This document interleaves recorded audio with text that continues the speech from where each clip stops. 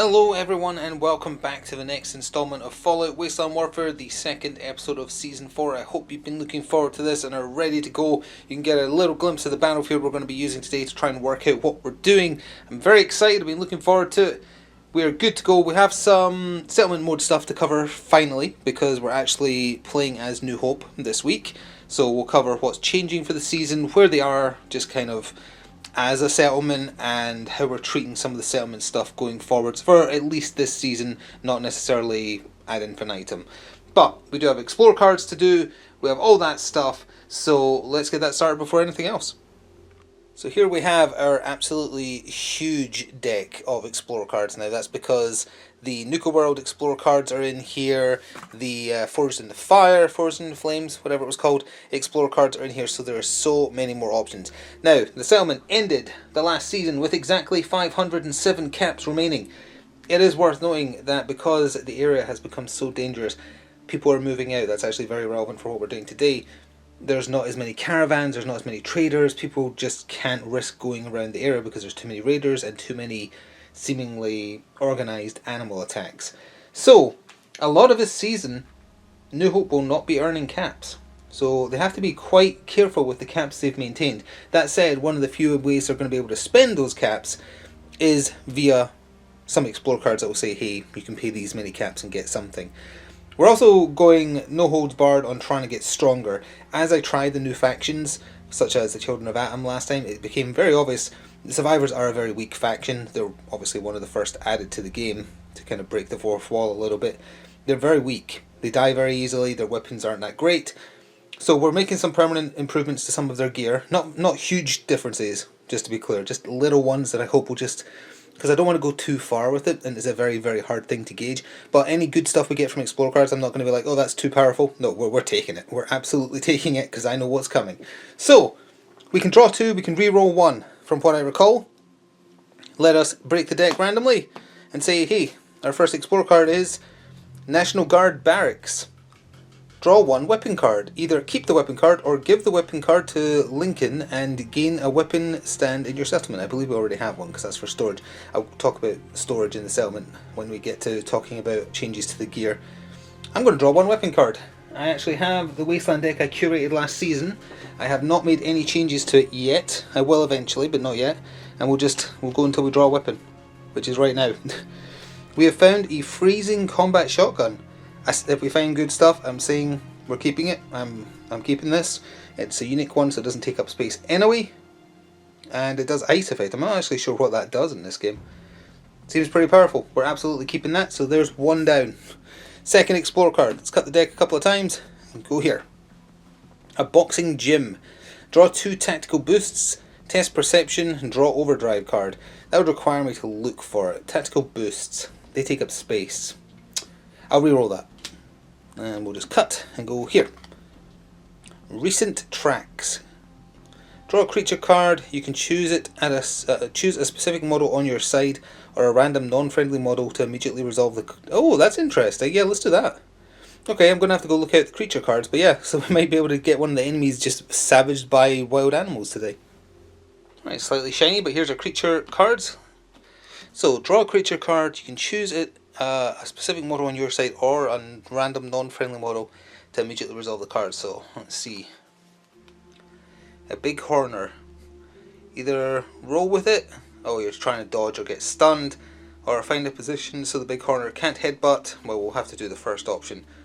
So I'll do this at the start of the actual gameplay. One of the enemies that I choose will scatter orange and be stunned for round 1. So before we actually hear what we're doing today, there's one last bit of business which is changes for the season. Although also I believe to actually get the effect of that creature card affecting an enemy I had to test perception. I always used to say the Sole Survivor is the one who was doing these, so his int, which is what his perception skill is on, is a 7. And he got it. So yeah, we're still going to apply it at the start of the match. Good. That means we have a little bit of a benefit. So these are the 3 that are changing or joining, as it were. The Sole Survivor. He's not been a lone Sole Survivor for a while now, so his Lone Wanderer trait is gone. He has made friends. That's partially why he's wanting to fight so hard for making New Hope work. So he has lost that. However, his base gear, his 10mm pistol has been replaced with the hunting revolver that we had in our stores. So that is his base weapon. Now it's very much the same, well, not exactly the same obviously, but better range than the 10mm pistol, loses a black die for a second green die, but it can stun, same base damage. So it's more of a side grade than an upgrade. Also, classic that we always used in previous seasons from the second we got it, the Hunter's hunting rifle. That is now his default hunting rifle. The old one has been handed down. In the previous seasons, we basically failed to make friends with anybody, except when a local vault evacuated, and we actually made friends with some of them, until at least one of them got murdered under mysterious circumstances. But one of them in particular has taken to the Wasteland very well and is joining us on adventures, to be represented by the Nora model. We might even refer to her as Nora, haven't quite decided yet. She's still using the Sole Survivor Day 1 card, which means her stats aren't that great, but over the course of the season we will at some point switch to her actual full stat card to represent that she now has enough experience to know what she's doing. She's equipped with a 10mm pistol, a hunting rifle, and from our stores I've given her the incendiary baton. Lastly, not Sturgis, who I believe we called John. I really hope I'm remembering that correctly. His old 44 revolver, no, that's gone. It has been permanently upgraded to the kneecapper 44 revolver, which we had in our stores. So this is now his permanent weapon. Again, it's not much of an upgrade, it's a small upgrade, but these little upgrades I hope will make a difference. For this particular mission as well, he's going to be taking sturdy metal armor from our stores, but that's not a permanent upgrade, that's just taking it for the mission. We'll see everyone else who's coming on the mission in a second. They're equipped with just standard stuff. In general though, because they know that they're living in such a dangerous area now, they are focusing on survival. Like, that is the key. I know it's always been about survival, but really, with a winter approaching, they want to get their stores shored up. They have made room, so we're not going to worry about having too much gear stored. Especially when you can't sell it for very much anyway. They're not going to have the opportunity to sell it this season. There is nobody to sell to. So if we find good stuff, we're not going to worry about, technically you're not supposed to have enough room for an extra gun. No, we're keeping it because the threats are getting very powerful. So we need the settlers and survivors to catch up a little bit. So with that, let's hear what we're doing today, and I'll be back with who's going on the adventure. Quest name, Foraging for Scraps. Quest overview. The New Hope settlement was struggling. The wild animal attacks and increased raider presence in the area made it hard for caravans, farmers, and merchants to remain. The mechanist had left to look into the creature attacks and had not yet returned. The New Hope settlement was essentially on its own, surrounded by threats.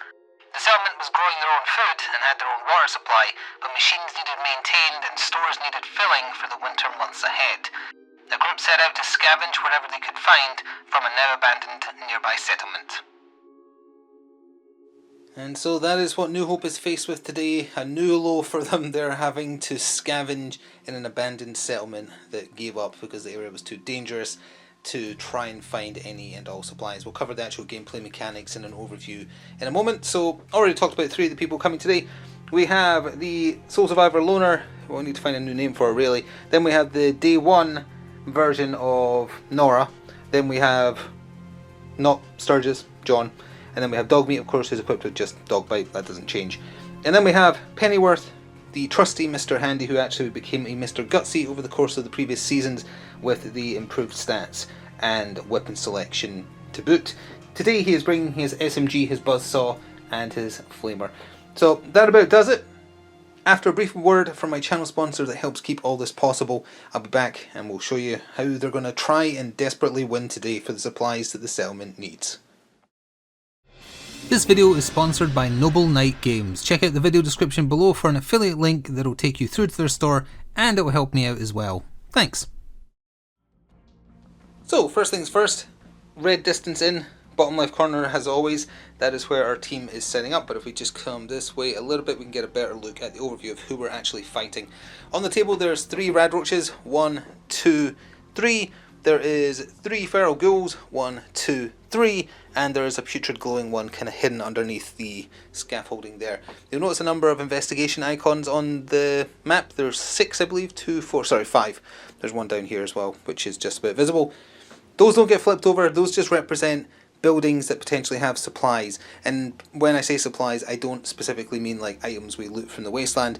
I mean crucial components the settlement needs, things like I don't know, oil, springs, screws, you know, that kind of stuff, to keep the weapons maintained, the Protectron maintained that we have guarding the settlement, back with the scavenger and whoever else has been left behind. So to win today, we have 5 turns in which to search those 5 areas. Now, a partial win will be if we get at least 3. A total win will be if we get all 5. There is some general items. I believe I put 4 of them down. 1 there, 1 there, 1 there, 1 there. 2 of them are good, 2 of them are bad. There is also a computer right here. If that is successfully hacked open via whatever your skill is attached to, so John will be the one going for that, these 2 turrets will activate on our side and start shooting the enemies. The goal here is the enemies are all going to try and tie us up in combat. They're all combat based, there's no guns, which it means it's going to be quite tight time wise. They're going to have to accept getting hit as they run away and maybe take a shot as they go. There is also going to be a respawn for everything except the putrid glowing one. They will spawn in as far as possible from the nearest friendly of mine, and the number of enemies that respawn at the end of each turn are going to be dictated by the armor die, which means at least 1 and at most 4. This is not about wiping out the enemies. This is about getting those points explored, getting the supplies, and just running for your life, because there's too many of them. That's why the settlement failed. So that's what we're doing today. I know the preamble's probably been quite long, but hey, it's the first time we've been with New Hope this season, so I had a lot to cover. I hope you didn't mind. With that, we can jump into the first turn and see how this goes.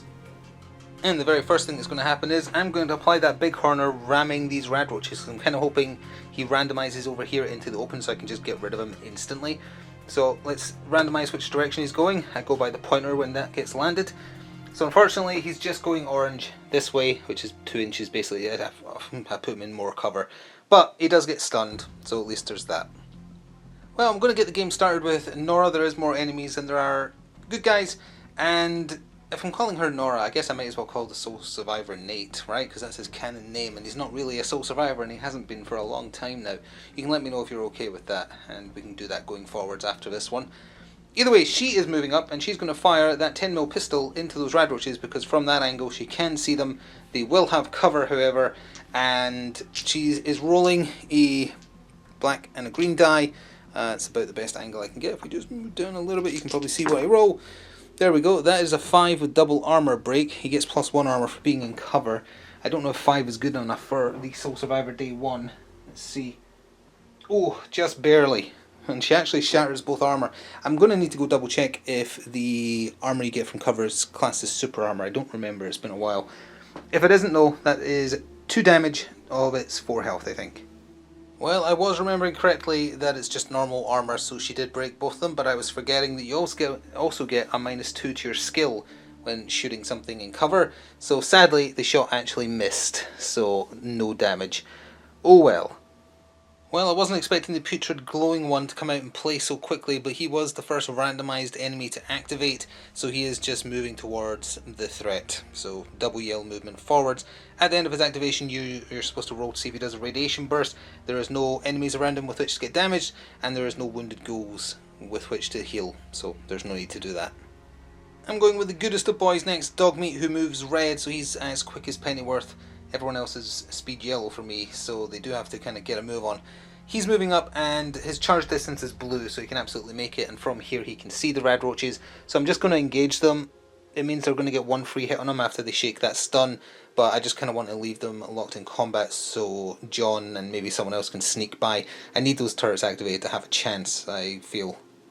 Well, as luck, or not luck, would have it, it is that radroach storm that activates. So their first action, they shake the stun, then they do 1 attack, but they actually do an attack for every 2 health they have, so they're still getting 2.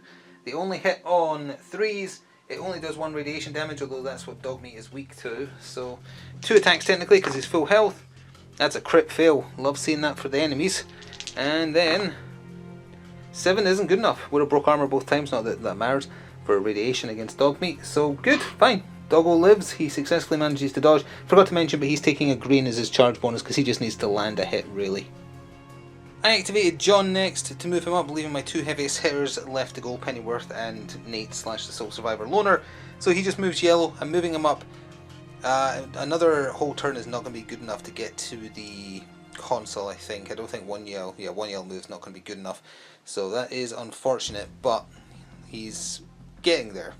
Or, what he could do instead, actually, on his next turn, is use a movement to get there and search that building so we get some progress towards winning. It'll depend where the other goals are, because none of the normal goals have activated yet, and they're pretty quick. And speaking of those feral ghouls, the one closest to the putrid glowing one was randomised to activate, abandoning the buildings over there that can be searched in favour of wanting to devour something. Luckily for Dogmeat, he was just out of range that a red charge distance would not have done it, so all he could do was move yellow twice. It does mean he's still danger close, but it does kind of free up this left road here. I might send the Soul Survivor Loner up there. You might need Pennyworth to help him though against the glowing one. I need to make a tough decision now, I think. Well, I went with half that plan. I activated Pennyworth, he moves red, same as Dogmeat, he's pretty fast.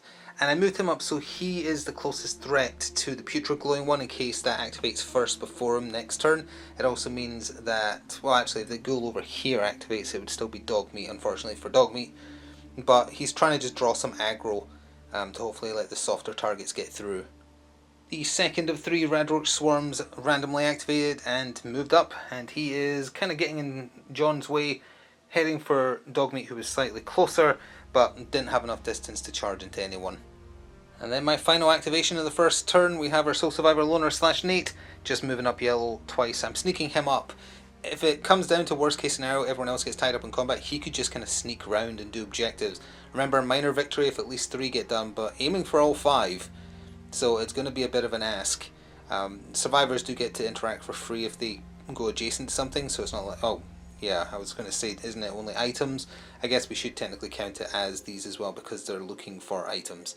I don't know if I specified that or not, but I think to have any kind of chance we might have to.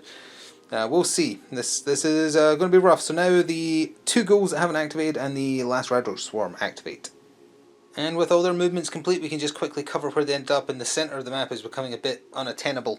One of them ended up there, and the other one ended up there, making it very difficult to get that central building checked and also to get to the computer to activate the turrets. The final Radroach Swarm just scurried along the bottom of the map here, aiming for Nora, because they didn't want to scramble over any scenery.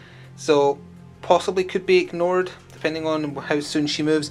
We're going to have to, and this is a dangerous thing to hope for, we're going to have to hope that the event cards we draw are helpful, and that is a scary prospect. Well, as the sun shines, very much like the picture on the event cards, here's hoping for something good. Let's go with this. Boomer Shelling. At the end of the round, randomise 1 model which can be seen from above, i.e. not indoors, and is not, I don't remember what that symbol means, with a object that provides cover. Oh, in base to base. That model resolves 2 damage. Oh! Well, unfortunately it's random completely. So, there's what? There's 11 models on the table right now, I believe. So, we'll go a skill die, and we'll just count around basically. So 1, 2, 3, 4, 5, 6, 7, 8, and just going like that. A crit. I'm going to take a crit as I get to choose. How about that? 2 damage to...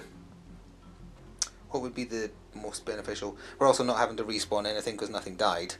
Let's do 2 damage to... the glowing one's just going to heal it. You know, I am going to pick that Radroach Swarm, because then if Dogmeat manages to take it out in 1, he can tie up one of the ghouls if I go first with him in round 2. Yeah, we can actually make the most of that. So, he got hit by 2. It doesn't say, it just says you resolve the 2 damage. It doesn't say you roll an armor save or anything, so I'm just going to make it take the 2 damage.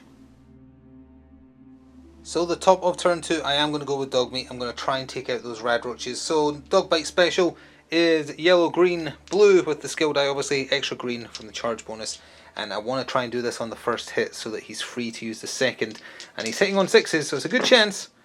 And he did get a quick action as well, so that's 3 damage. So even if it did block the 1, which it did, 2 still gets through, and the Radroaches are temporarily gone. But what can he do with a quick action? Oh, you know what? He can do a quick action move. So actually he can do a quick action charge. His charge distance is blue, but if it's a quick action it goes down by 1 size. So it becomes red. And he kind of has... because this is a free action, he can still do another attack. What makes the most sense? This ghoul, I think. Then maybe have Nora shoot this one. Sturgis can maybe slip by. What do you think? Yeah, okay. So the free action, quick action. Zoop. Into there. I'm taking a black charge die bonus this time. So it's exactly what I rolled, but swapping out that one green for a black die for extra damage. Ghouls have 4 health, the normal ones that is. Let's see if we can make this work. So, I'm not sure where I can put this where you can see it. We'll just have to go this way a little bit. Go dog meat, go! Oh, that's a 9, isn't it? Yeah, it's a 9. Unfortunately, he missed, but on the plus side, he's tied that ghoul up in combat. That means, well, he's going to get dogpiled, but, pardon the pun, but it means he can hopefully occupy as many people as possible. Well, what would be the worst possible result to activate? Well, it'd be the ghoul he just charged, because if he does some decent damage, it'll be easier for Dogmeat to get taken out of the fight, and he won't keep the others tied up in combat for as long as I would like. And of course, it's that ghoul that got randomised. 2 feral ghoul swipes, black and a green die, and oh, I forgot what they hit on, but I think it's 5s. Oh, and he's just got a crit. Well, that definitely hit for 1 extra damage, which means he is doing 3 physical damage with 1 radiation afterwards. Dogmeat can block 2. He blocked 1, so he took 2, and 1 becomes radiation. Not great. He has 6 health, if I remember rightly, on his nerfed stat card. And then the second swing is a 6 down to a 5. Isn't that good enough for a ghoul? Unfortunately, yes. Only 1 damage. Oh, sorry, 2 damage, so he can block it. He blocks none of it, takes another 2, 1 of it becomes radiation. So in total he's up to 4 damage of, as I say, I think he has 6. Yep, worst possible result there. To help try and protect Dogmeat, I've activated Pennyworth. I've moved him to here, so he's now prime target for this ghoul, the Butrid Glowing one, and his red distance flamer I'm going to use on this ghoul because it will also catch the radroaches. So we're going to try and set them on fire. If not, I'll just take damage in them a little bit. So he just rolls a blue die, so really it's more of just a skill check because the blue die is just for what status effect gets applied. It hits for 2 physical damage in range orange around the target, and he is doing that on 7s because he's a Mr. Gutsy, and he got a quick action. What does the nuke do? That's rare. The nuke is plus 1 damage, so that is 3 damage range orange. No fire, which is kind of what I was wanting, but that's okay. So 3 damage against their 1 armor each. Go first. Go blocks nothing.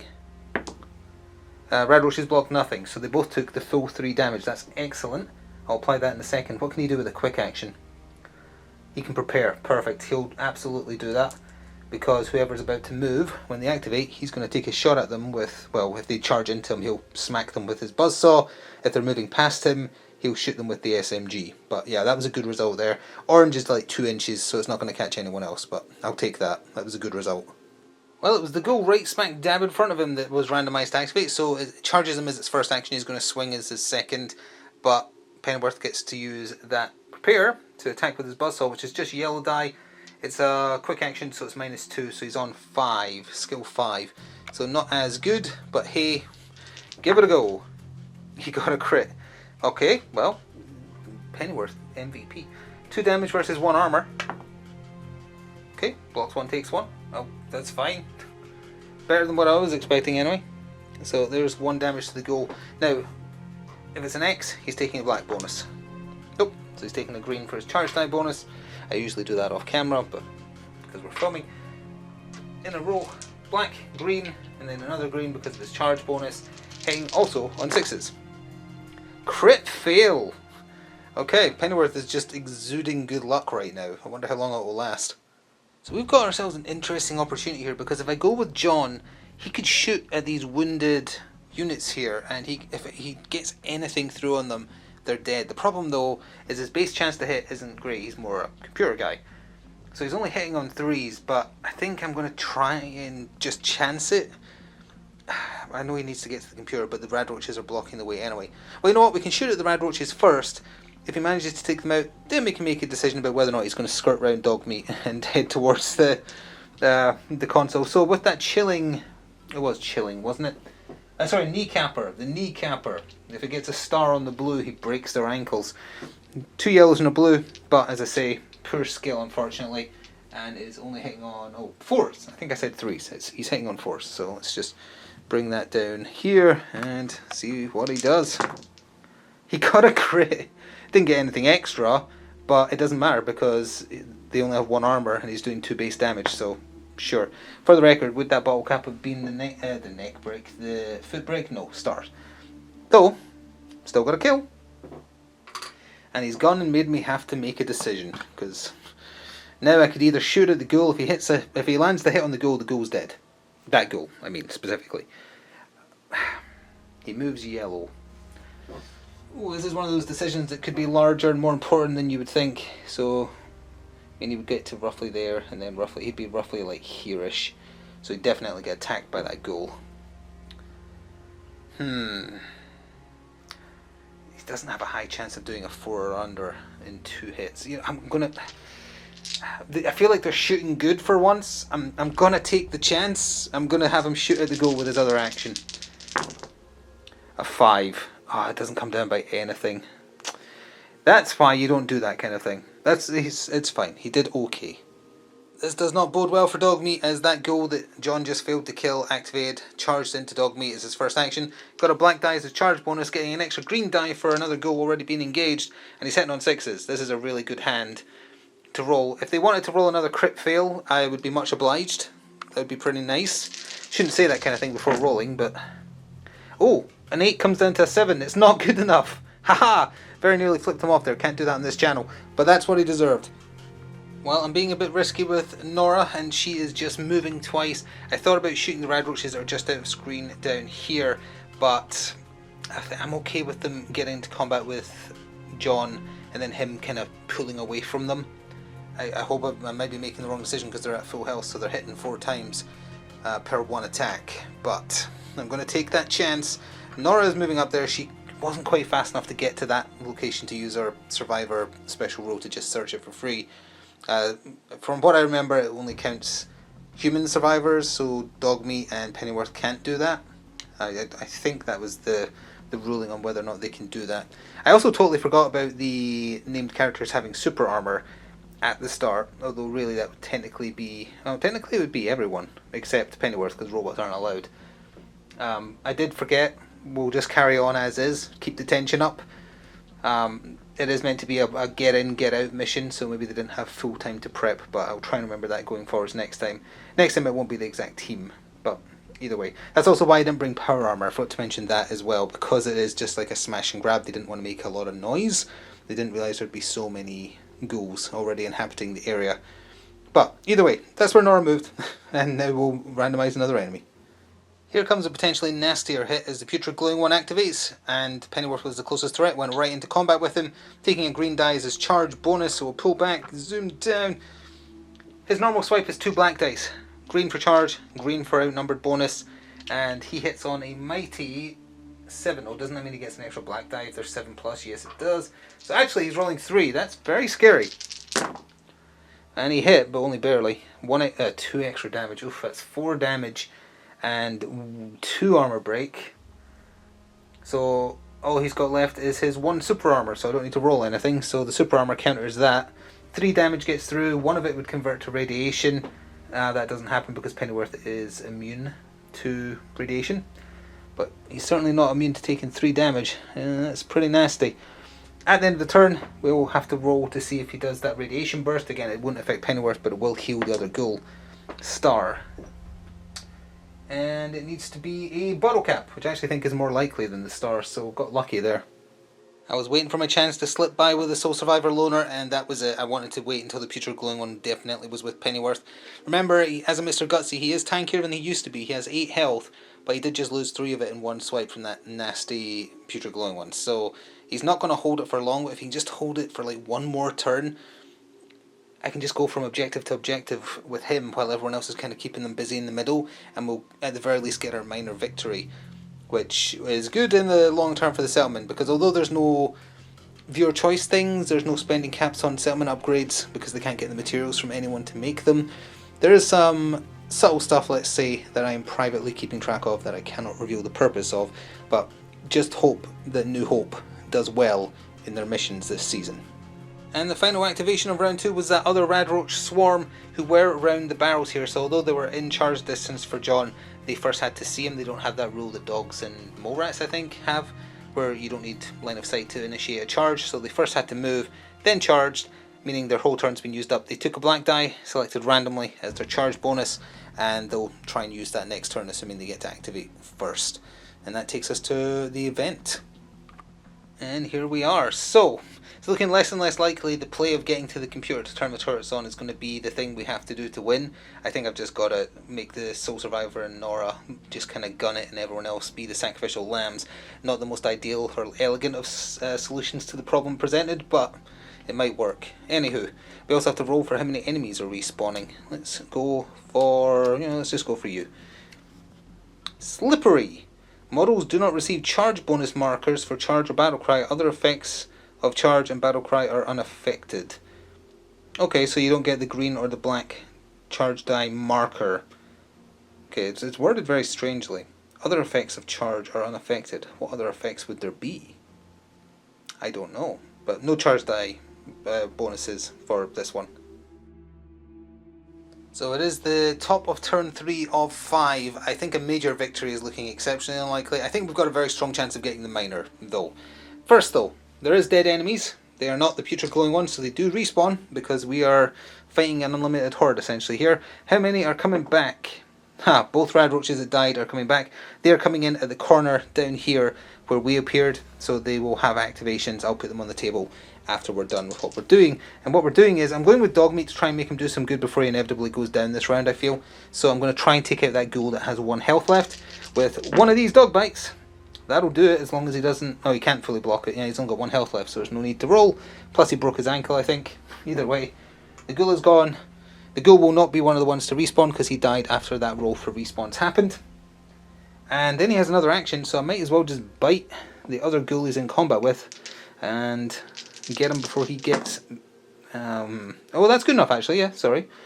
Breaks the 1 armor he has. Let me double check the nuke. The nuke symbol for the doggo is arm broken, so -2 to his chances to hit, which is actually pretty good. And that's 2 damage against no armor, so yeah, just half his health gone. Good boy. If you're averse to watching robots explode, you may wish to look away, because unfortunately the putrid glowing one was selected. On the plus side, that means I can probably move the Sole Survivor Loner quicker than I imagined. But he's rolling 3 black dice, green die for outnumbered bonus, hitting on a ridiculous 7, and he's swiping twice. And yep, oh no, oh wow, that is 5 damage. No armor break though, so Penworth gets his full armor of 2 + 1. He actually got a full block, so he blocked 3 of it, he blocked all the extra damage, still took 2, that puts him at 5. That's nasty but survivable, depending on how the second hit goes. Come on, roll a crit fail for me, that'd be real nice. You rolled a crit, you didn't listen to me at all, I hate you. Well, that's 5 more damage, no armor break again, but even if he fully blocks, which he doesn't, he only blocks 1, yeah, that's 4 damage, which is 9. Unfortunately, he did well early, Pennyworth, but you're out of this fight, and that is a problem, because I was hoping he would be a bit tankier and last a bit longer. That frees up that ghoul to do something else now. Well, that led to some tough decisions, because Nora is the closest one to this ghoul, so I decided to activate her, and I've moved her to the far side of this token here, and she's going to use an action to remove it, so that's 1 of 3 required for a minor victory, and 5 required for a major victory, which I don't think is going to happen with 2 turns remaining. It now means Dogmeat is ever so slightly closer to that ghoul, assuming this one doesn't activate and kill it. Also, I was totally forgetting, when I said earlier, oh, survivors have the ability to interact for free. I think I'm confusing that with Call to Arms for the adventurers in that. So yeah, it is an action to do all this. I swear I remember being able to interact with items for free. I don't know if that was just a thing I did or not. By all means remind me, because I'm getting the 2 confused because I went back to both games simultaneously. Either way though, for these we'll treat it as an action, so she's good there. She can hack, so next round, although it would only leave 1 turn after that, it might be worth going after that computer. It would be a 5 or less, which isn't terrible. Well, sort of a good thing. The ghoul there that was freed up by the glowing one when Pennyworth went down activated. Dogmeat is ever so slightly closer. Charged into him, no charge bonus, but oh, he will have an outnumbered bonus, so sorry, it will be 2 green dice thrown in on 6s. And that is a 4, so it hits, it shatters his entire armour, 2 more damage, and then 1 of it becomes radiation. Is that him dead now? So that's 2 damage. and then 1 becomes radiation, so that is a total of 6. Yeah, he's down. You fought well, Dogmeat, but sadly and dangerously, you're out of there. Well, unfortunately, that means John's going to have to be the sacrificial lamb. I am separating from combat for his first action. It had a charge bonus. I assume that applies because it was applied before the slippery kicked in. So he gets to hit 4 times, but it's -2, so he's only hitting on crits, or quick actions. And that's a crit fail, so his black die goes away, and then 3 more. That's a miss. 2 more. That is a hit. I'm going to roll all of them just before I forget. Then that's a crit fail. So he hit for 1. It had 1 armor break, so he's got 1 armor. And he actually did block it. How much did he do? Oh, they do 1 radiation. So unfortunately, he doesn't have any radiation defense. So that does go through. Now, for John's other action, I wasn't 100% sure what I wanted to do. He is in a position where he's going to be the closest threat for the 3 ghouls. That is just going to happen. I think we'll just try and kill the one here that you can now kind of see clearly, and just try and take him out. I know he's got a -2 to his hit, so it's very unlikely he'll land hits. That ghoul, that is, because Dogmeat bit his arm off. But it removes the threat from being close to Nora. Yeah, I've talked myself into it. On 4s, here we go. He got it with a quick action, shattered all his armor, that's 2 damage. Kaboom, takes his head off. Quick action for John. He will do a prepare, so he'll probably get to swing at something that's about to get into combat with him, if I had to guess. And of course it was the Radroach that he just got away from that activated. So back into combat it goes. No charge bonus from Slippery, but that prepare is going to proc, and I'm going to shoot the pistol in close combat. All the minuses, etc. means he's only hitting on a crit, but hey, for improvised weapon, his melee ain't great without an actual weapon, so you just have 1 green die for 1 damage. It's like, who cares? Might as well aim for the fences. Let's do this. Come on, John. You didn't roll a crit fail, but you got as close to it without actually doing it. Good job, buddy. Okay, so, anyway, the Radroach. 4 attacks. Hitting on 3s. Yep, hitting on 3s. Attack number 1. Nope. Attack number 2. Nope. Also again, same result. 3rd attack. Yes. 4th attack. No. And another, that was 3 8s. But 1 attack did get through with no added benefits. It's just 1 radiation damage. So, 1 more radiation damage. The prepare is gone. And that is that. Well, super simple activation. Soul Survivor Loner moves next to here. Checks whatever this building is here for much needed supplies for New Hope. That is 2 out of the 3 needed. Obviously you can see right there he is right next to one other big building that you can search. It's unlikely he'll get stopped because Nora is the closer threat to the glowing one if it activates before either of them do. I'm definitely going first next round because I only have 3 people left. So it's looking okay. As for enemy activations, it's just the 2 respawned Radroaches. They're too far away to get into combat, so they'll just move up and I'll show you where they end up. Scurry, scurry, they're in a hurry, they want to eat John, and that's how close to him they got. Although they're not all going to fit in there, so that's about the 1 saving grace. So, let's see what event is going to carry us into the penultimate turn. Charge bonuses are back on the menu. Let's see what we have here. Why not? Super Mutant Broadcast. Oh dear.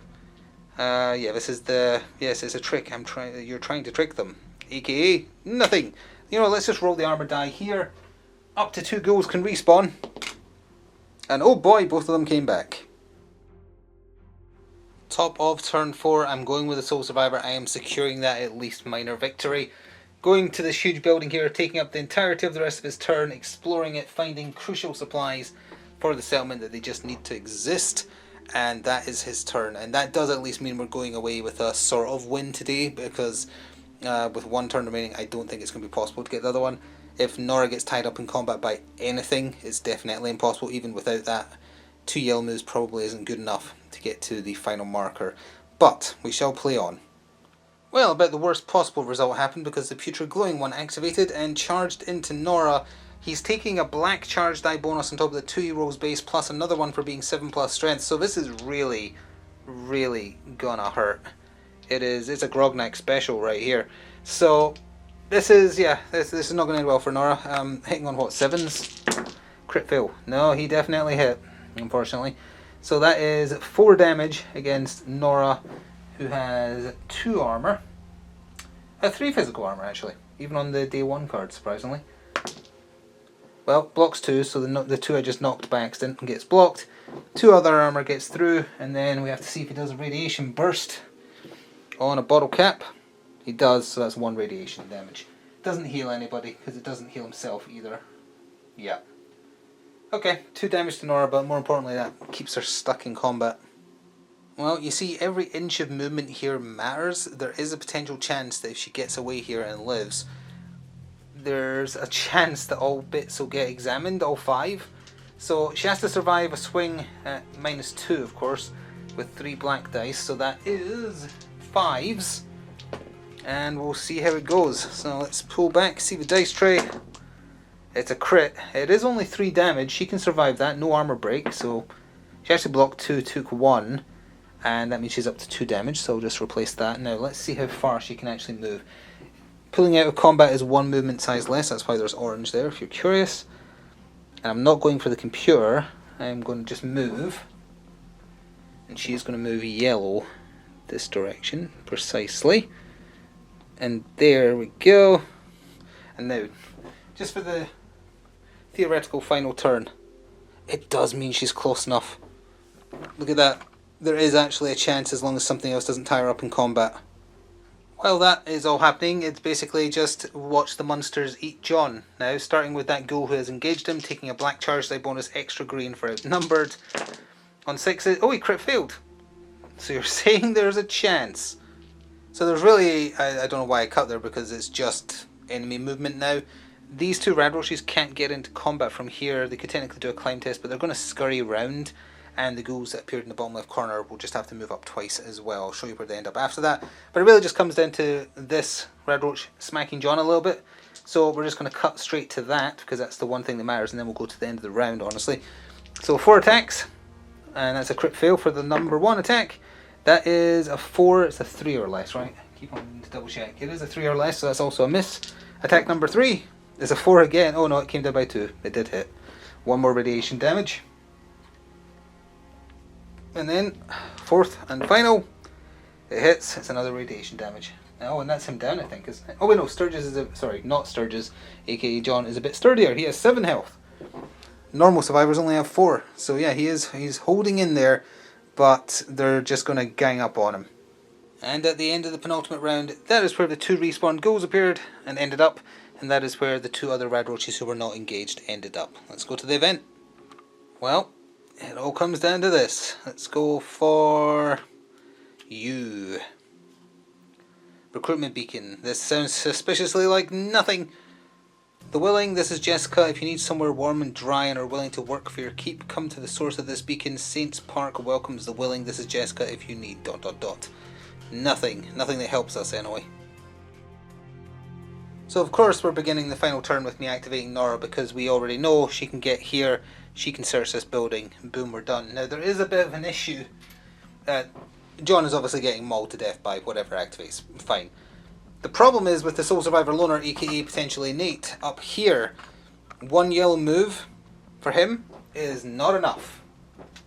It will not get him to the actual ladder, which is where I put the token for the searching this building here.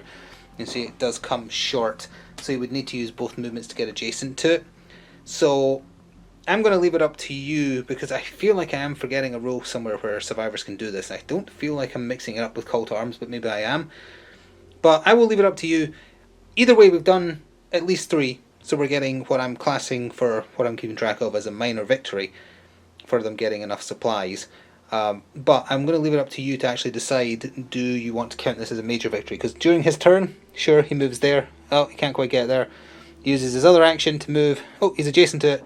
He suddenly runs out of time. Everyone else is dead or, mauled on the floor. So he does have to kind of run away. But he's also at the top end of the battlefield, quite far from the nearest threats.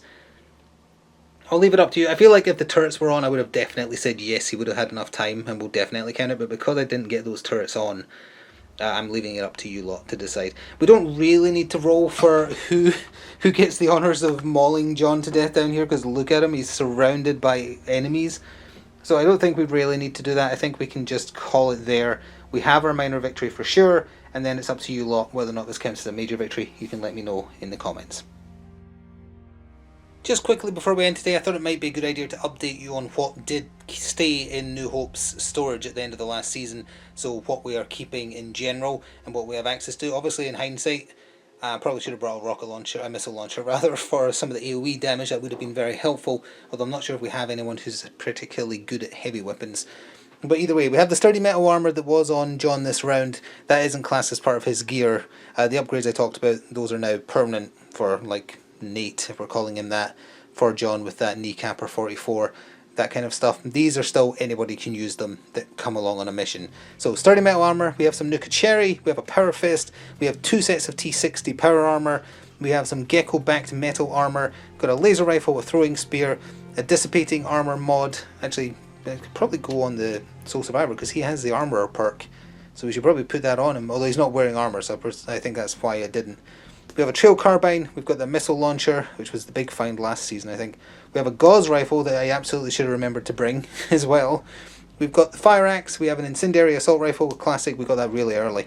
And then from that explorer card we did first today, we now also have a freezing combat shotgun, which is pretty neat. So that does mean the next time we see New Hope, I'll remember to bring some of the better gear. Although, even if they'd had all these amazing weapons, I wanted to try a mission here today where it was a case of get out of combat, go quick, search, run. This was a desperation play for supplies.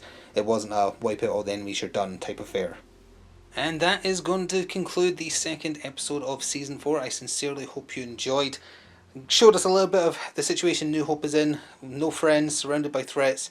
They're just doing what they can to try and make it work in terms of just surviving, and months ahead, not that far away, they have a winter to plan for, which would obviously be quite bad because you can't grow crops in winter and things like that. So just stocking up on supplies is what they've been focusing on, and obviously there is still the looming threat of raiders, particularly Frank, and the animal attacks.